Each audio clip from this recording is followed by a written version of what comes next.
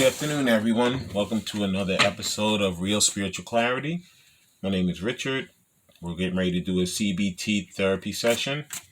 This is thinking better thoughts, acting, to improve our lives, and being present and connected to each moment.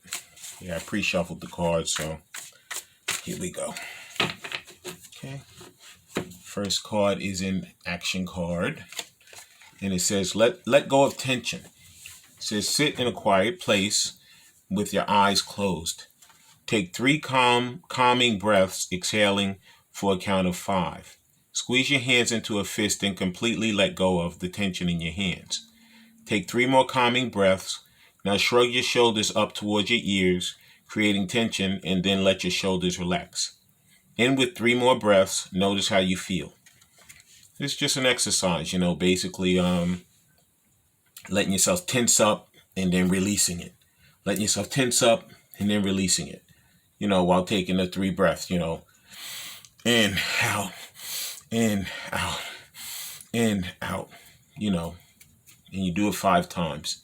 And it's going to help you to control your breath, and hopefully it'll help, get rid of some of that tension.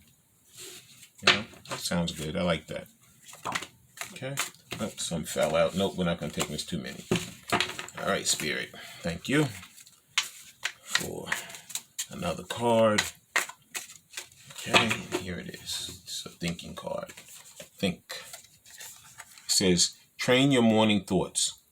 Our negative training of thoughts are often waiting for us when we wake up in the morning. Write down 3 positive and accurate thoughts that you can read and repeat to yourself before you get out of bed. For example, list things that are likely to go right today. Practice filling your mind with thoughts that serve you well. Think positive. Try not to keep the negativity. Try to get rid of all that negativity and try to think positive. There's plenty of positive things within a day. We have a job. We wake up. We have food to eat. We have a house or a place to lay our head and live. So right there's 4 things that we can be thankful for. Okay. All right. Let's go on to the next one. Okay, Spirit. Oh boy. That's a lot. I'm going to just take the one on top.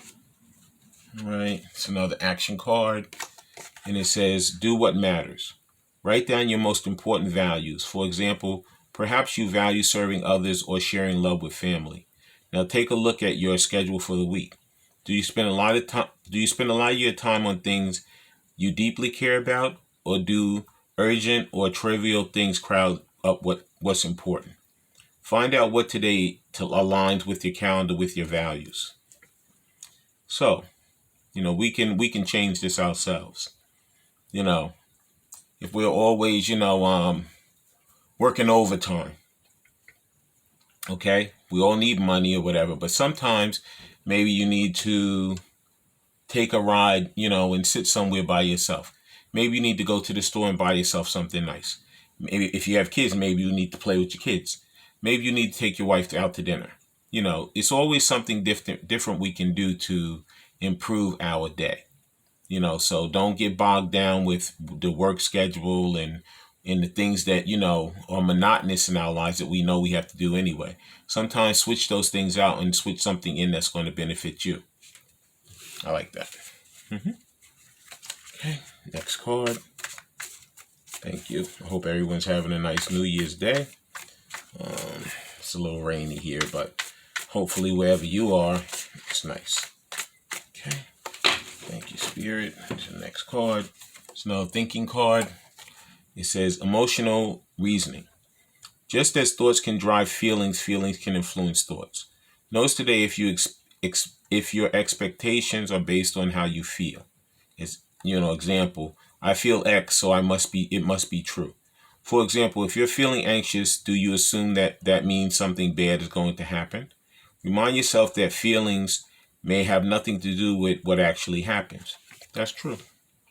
Sometimes we make a mountain out of a molehill. Something that's not even going to be bad, we're like instantly saying, oh my God, it's going to be horrible. We're not going to have a good time. It's not going to work out well. That's not true. If we look at it differently, if we perceive it differently, sometimes we can change that narrative, in our mind so that the situation is not as bad as we think it is. I like that. Okay. All right, let's get our last card with this deck. And Spirit has stuff to say because these cards are like hard to shuffle today. All right, here's our last card. It is a being present card. Okay, it says, feel your strength. Sit comfortably in a quiet location. As you breathe, feel the strength in your abdomen that draws air into your lungs. Become aware of how the breath powers your fundamental connection to this life and radiates through the body, all the way out of your hands and feet. Return to an awareness of the breath empowering your every action throughout the day. It's cool. So once again, it's this breath work is a form of meditation. You know, it's to calm us, it's to help us to ground ourselves.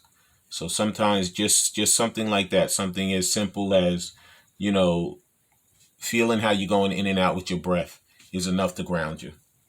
It's pretty good. Okay. Now we're going to do some mindfulness cards. Okay.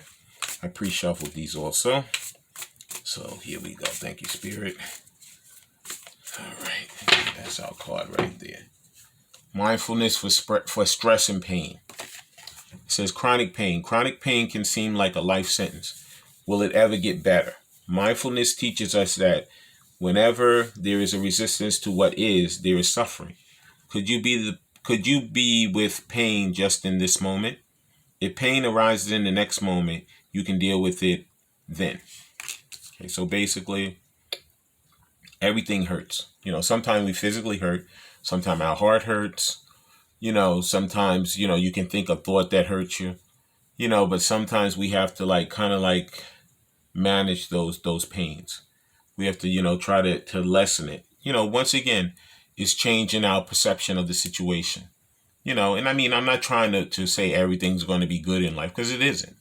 But if we look at it a little bit differently, sometimes we can change the narrative and make it better, you know, and not make it always like they say, a death sentence, you know, like it's the worst thing in the world.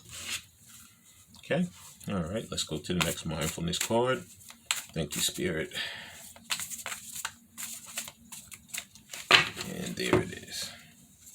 Mindfulness and self-compassion in relationships. Self-compassion. Many of us intend to treat others with kindness, yet we're very hard on ourselves. What do you tell yourself when you feel guilty, regretful, and unworthy? What would you say to a friend who felt that way? Could you treat yourself as kindly as you would treat your friend? It's true. You know, we'll say, you know, we shouldn't have did that. You know, I feel bad because I treated that person that way. You know, and I mean, you can, but look, how long can you do it? If you did it, the only thing you can do is you can turn around, you can apologize to the person, say, I'm sorry that I did that. I'm sorry that, you know, that happened. Maybe you weren't feeling good. Maybe your mind wasn't right. Who knows? But, you know, once you put that apology out there, you're going to make yourself feel better as well as the person who you did wrong to. So you kill two birds with one stone by that one apology. Sometimes that's all it takes is opening your mouth to apologize. Excuse me. I know. That means it's true. Whenever you sneeze, that means you're telling the truth. At least that's what I know. I've always heard that. Okay. All right. Thank you, Spirit. Next card is the mindfulness basic. It says non-judgment. Non-judgment is a quality of awareness that's foundationally to mindfulness. It involves cultivating impartial observation of any experience, not labeling thoughts, feelings, or sensations as good or bad, right or wrong, fair or unfair, but simply taking note of them in each moment. Okay? Look, I mean, me, myself, I think we all do. We all have like a little bit of a judgment thing in us, right? But it says in the Bible, judge not that you should be judged. So therefore, if I feel like somebody did something wrong, lately I've been trying to put myself in their shoes. I've been trying to say, you know what was going on when, and this is not easy. It's not easy, especially when you're going through it. You know, it's easier for me to sit here when nothing's going on to say this to you.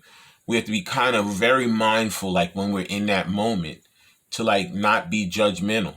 We have to say to ourselves, you know what, if that was me, and that happened to me, how would I react? And you could have a bad scenario, and then you could be play the devil's advocate and say, well, you know what, I'm going to try to change my reaction next time to this scenario. Because if we always try to look at it as a positive, even if it's a negative, it's always going to benefit us as well as that other person. That's the way I feel anyway. Kill them with kindness, not with, they say you catch more flies with honey than with vinegar, right? Same kind of thing. Kill them with kindness, Okay. Here's our next card. Mindfulness and yoga for anxiety, depression, and sleep. Okay, it says safe. When you feel a strong emotion, soften soften around it. Allow or acknowledge it. Feel into it with kindness. Ask, what do I need right now? Offer that to yourself. If you need ease, say, may I be at ease. Expand this wish to everyone experiencing this same feeling right now. Exactly what we were saying. Put yourself in the other person's shoes. Do unto others as you want done unto you.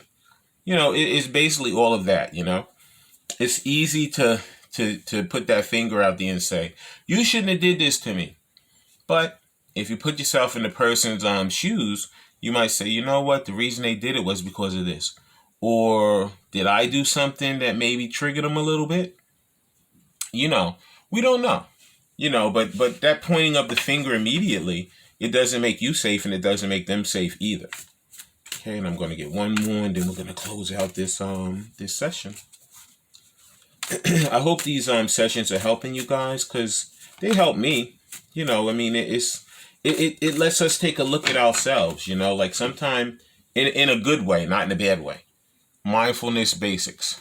Okay, so it's acknowledgement. You may wonder, how do I accept my emotions? You don't have to accept them. Acceptance implies being okay or at peace. Maybe you don't feel that way. Instead, acknowledge your experiences, being with them as they are, rather than trying to force anything to be a certain way. That's right. Acknowledge the situations that we're in. Sometimes they're good, sometimes they're bad. But sometimes we just need to acknowledge it. We need to say, all right, this is an issue. I'm going to figure out how to solve this, because I don't feel so good with it just going on like it is going on. I need to do something to kind of like change the narrative. But anyway, here's another session of the cognitive behavioral therapy, the CBT. Like I said, I'm not a doctor. Okay, I never professed to be one. But I'm here to give out information to people. I'm here to help people, to change, their thoughts about things. Maybe use some of these techniques that it tells you to use, to quiet yourself, to meditate yourself, to help yourself become a better person. Because that's really what we all need to be doing, especially it's a brand new year, 2022. We need to all strive to be better than we were in 2021. And if we can do just one or two things to make 2022 better than 2021, then we're ahead of the game anyway. Okay, this is Richard. This is Real Spiritual Clarity. And I hope everyone has a great day. I love you all, and I'll talk to you later. Bye.